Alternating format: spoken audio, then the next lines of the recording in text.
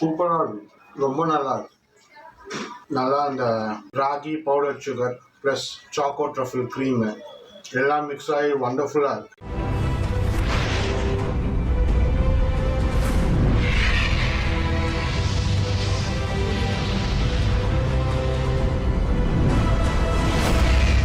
இப்போ கேக் செய்ய என்னென்ன பொருள் தேவைன்னு பார்க்கலாம்.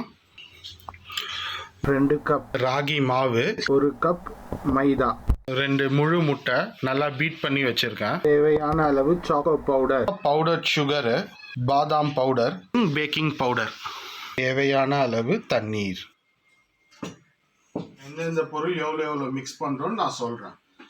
2 கப் ராகி ஃப்ளோர், 1 கப் மைதா, சாக்கோ பவுடர், அப்புறம் பாதாம் பவுடர் இதில் ஆட் பண்ணுறோம். 2 ஹோல் எக்ஸ் நான் பீட் பண்ணி வச்சிருக்கேன், அது இதில் அப்படியே ஆட் பண்ணுறோம். 1/2 டேபிள் ஸ்பூன் பேக்கிங் பவுடர்.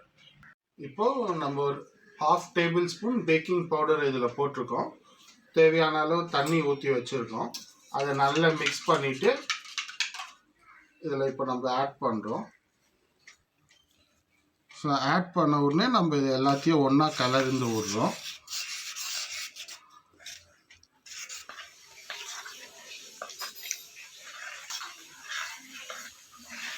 இல்லை, நான் இப்போ எவ்வளோ சுகர் ஆட் பண்ணணும்னு சொல்கிறேன். இதை இப்போ விட்டு பார்க்குறோம்.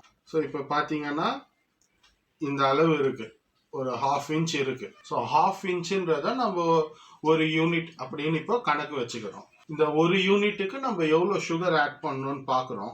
சுகர் எடுத்து இப்படி மேலாப்பெல்லாம் தூவின்னு இருக்கிறேன்.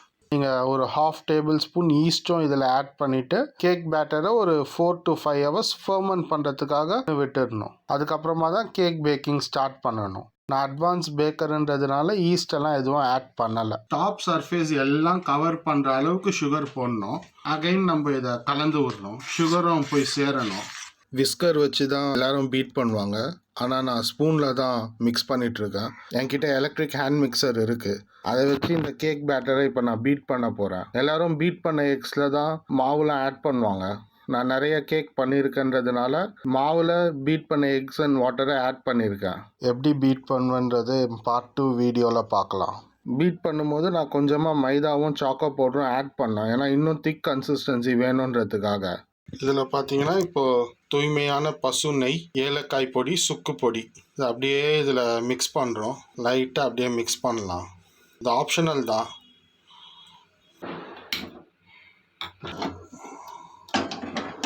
இப்போ இங்கே பாருங்கள், இது பட்ட உடனேவே நல்லா தெறிக்குது, ஸ்ப்ரெட் ஆகுது நெருப்பு. இது அப்படியே கொஞ்சம் கொஞ்சமாக ஸ்லோ பண்ணிட்டு வரணும். நல்லா பார்த்துக்கோங்க, இது இப்படி இருக்குது. கேஸை ரொம்ப சிம்மில் வச்சுருக்கோம். எந்த அளவுன்னு பாருங்கள், ஜஸ்ட்டு போய் அந்த வெசிலை டச் பண்ண கூட இல்லை, இந்த அளவு சிம்மில் வச்சுருக்கோம். இப்போ பாருங்கள் மக்களே, 15 நிமிஷம் ஆயிடுச்சு. 15 நிமிஷம் கழித்து சைட்லலாம் ஆவியாக வருது வெளியில். இப்போ இதை ஓப்பன் பண்ணி பார்க்கலாம். வாவ், நல்லா இருக்குது. இப்போ இதை குத்தி பார்க்கலாம் கத்தியில். 1/2 டேபிள் ஸ்பூன் ஈஸ்ட் ஆட் பண்ணியிருந்தோன்னா இன்னும் கூட கேக் ரொம்ப சாஃப்டாக வந்திருக்கும். நம்ம ஆட் பண்ணலை. கத்தியோட டாப் பாருங்கள், எதுவும் ஒட்டாமல் இருக்குது. அவ்வளோதான், இது கம்ப்ளீட்டாக குக் ஆகிடுச்சு. இது நல்ல அடிகனமான பாத்திரம். கேக் நல்லா வந்திருக்கு. ஸோ ஸ்டவ் ஆஃப் பண்ண உடனே க்ளோஸ் பண்ணி வச்சிடுறோம். நான் சாக்கோ ட்ரஃபிள் க்ரீம் பண்ண போகிறேன், அது எப்படி பண்ணுறதுன்னு பார்க்கலாம். இந்த காஃபி பவுடரை இதில் போடுறேன்.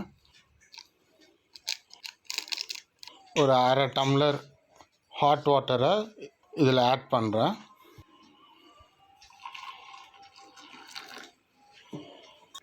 இப்போ இதை நல்லா ஒரு மிக்ஸ் பண்ணிக்கிறேன். இப்போ நம்ம ஸ்டவ் ஆன் பண்ணிட்டோம். 1/2 டம்ளர் நாட்டு சர்க்கரை, 1/2 டம்ளர் தண்ணி, இதை கொஞ்சம் நல்லா கலந்து விட்டுட்டே இருக்கணும்.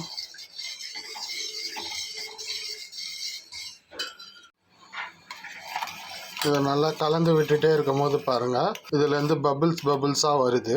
இன்னும் கூட கொஞ்சம் நேரம் கொதிக்கணும். அப்போ தான் சாக்கோ ட்ரஃபிள் க்ரீம் நல்லா வரும். இந்த மாதிரி நல்லா கொதித்து வரும்போது காஃபி டிகாஷன் 1/4 கப்புக்கும் கம்மியான அளவு தான் காஃபி டிகாஷன் ஆட் பண்ணியிருக்கேன். காஃபி டிகாஷன் ஆட் பண்ணதுக்கப்புறமா நல்லா கலந்து விட்டுட்டே இருக்கணும். அடி பிடிச்சிடக்கூடாது. நல்லா இந்த மாதிரி கலந்து விட்டுட்டே இருக்கணும். கலந்து விடும் போது பாருங்கள் நல்லா பபிள்ஸாக வருது. நல்லா கொதித்து வருது பாருங்கள். இந்த டைமில் ஸ்மால் பிஞ்ச் கார்ன்ஃப்ளவர் மாவு இதில் ஆட் பண்ணுறோம். இந்த சாக்கோ ட்ரஃபிள் க்ரீம் செய்ய ஒரு 10-15 மினிட்ஸ் தான் ஆகும், ரொம்ப ஆகாது. நல்ல நுரையாக வருது பாருங்கள். பார்க்கும் போதே ரொம்ப அருமையாக இருக்குது. நல்லா இந்த அளவுக்கு ஃபுல்லாக பபிள்ஸாக வரணும். எப்படி பபிள்ஸாக வருது பாருங்கள். இது பொங்காது, ஆனால் பபிள்ஸாக வந்துட்டுருக்கும். இந்த மாதிரி ஸ்டிக்கி கன்சிஸ்டன்சியில் இருக்கும். 1/2 டம்ளர் நாட்டு சர்க்கரை, 1/2 டம்ளர் தண்ணி, ப்ரூ இன்ஸ்டன்ட் காஃபி பவுடர், சோள மாவு. இந்த 4 பொருளையும் வச்சு தான் சாக்கோ ட்ரஃபிள் க்ரீம் நம்ம பண்ணியிருக்கோம்.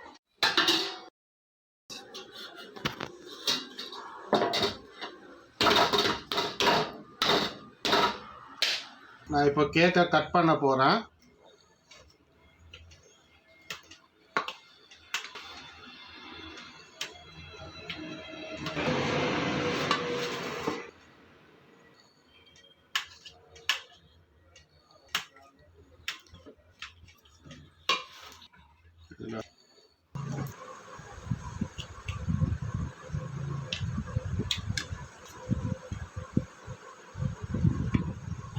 இதில் அந்த சாக்கோ ட்ரஃபிள் க்ரீமை இப்போ ஆட் பண்ண போகிறோம்.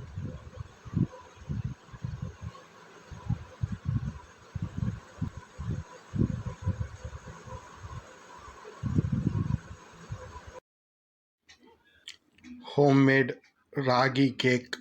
இதில் சாக்கோ பவுடர் நிறைய ஆட் பண்ணியிருந்தோன்னா இதுதான் ப்ரௌனி. நம்ம ரொம்ப கம்மியாக ஆட் பண்ணியிருக்கோம். டேஸ்ட் பண்ணி எப்படி இருக்குன்னு சொல்கிறேன் உங்ககிட்ட.